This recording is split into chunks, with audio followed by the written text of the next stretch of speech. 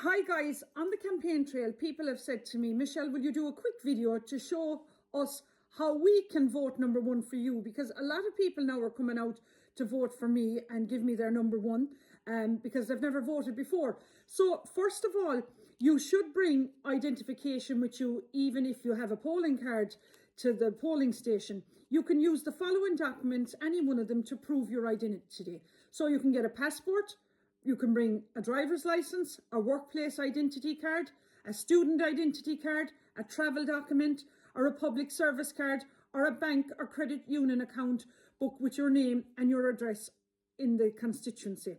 If you don't have any of these documents that I've listed above, you can use one of the following along with evidence of your address in your constituency: a checkbook or card, a credit card, a birth or marriage certificate. Now, the next step is when you arrive at the polling station, you will be asked to state your name and address, and should you have identification ready for inspection. If the presiding officer is satisfied with your identity and your name is on the register of electors, the presiding officer will stamp a ballot paper and give it to you. So this is what a ballot paper will look like, and I'll explain all this now in a minute. But the most important thing here is, guys, voting is straightforward. You vote for candidates in order of your own preference. You mark the ballot paper by putting a 1 opposite the name of your first choice candidate, and if you wish, 2 opposite the name of your second choice, and so on. But look, the most important thing to say is that that you want to vote for a candidate and give them your first preference. And if the situation where the candidate that's got your first preference vote does not need your vote any longer, he or she maybe have been elected or excluded from the count, then you want your vote to go to candidate B, your second choice on the ballot paper. Only one of the preferences in your vote is active at a time, right? So that vote stays with your first preference candidate unless and until he or she does not need it anymore because the candidate has been elected or your vote has become one of his or her surplus votes, or the candidate has been excluded from the count. If your vote is transferred, it passes to your next highest preference for a candidate who is still running. Your vote could transfer a number of times at the same election to your lowest preference candidates. So just to make it clear that every vote you vote for counts in this election.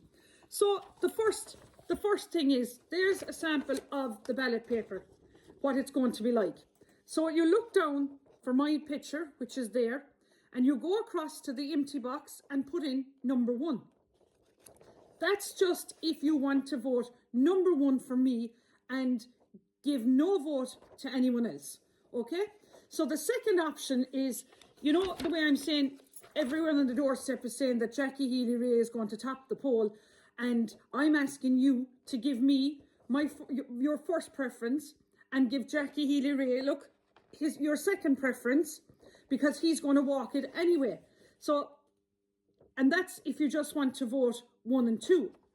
However, if you're from the Knocknagoshel area and you're friends with both myself and Deirdre Bell, you can give me your first preference vote and give Deirdre Bell the second preference vote. Then, if you want to give everyone a vote, all you have to do is, and you want to start with me with the first preference, then you go 1, 2, 3, 4, 5, 6, 7, 8, whatever preference you want.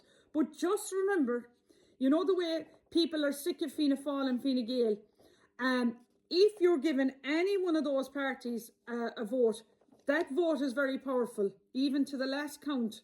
That, you know, because elections and seats are won on transfers. So just to note that, you know, if you don't want to vote for any of them, you don't fill in any box. But if you just want to vote for me, just put number 1 into the box. Now, another thing people are asking me is to explain a spoiled vote. So a spoiled vote can be just like this, right? A spoiled vote can be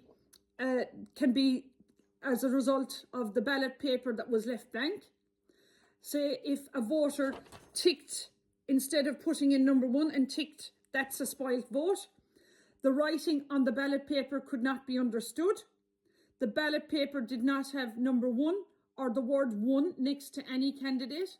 The ballot paper was not stamped by the returning officer. The voter wrote their name or identified themselves in some way. The order of preference was not clear. For example, the voter wrote 3 next to 2 different candidates, or the voter deliberately spoiled their ballot paper as a protest. So look, I hope that clarifies that for you now. And look, I'd be delighted with your number 1. And look, all I can promise you guys is that if you elect me to Kerry County Council, I will ensure ye that I will bring your legitimate complaints to the relevant authorities, and I will fight your cause with every ounce of strength in my body. My record over the last number of weeks assures you all of that. And if you give me the opportunity, I won't disappoint you. I will have your back. Look, I, Michelle Keane, am keen on my county. And I'm asking you, the great people of Castleisland electoral area, to vote number 1 on the ballot paper on June the 7th for me, Michelle Keane. Gora Mila Mahagut.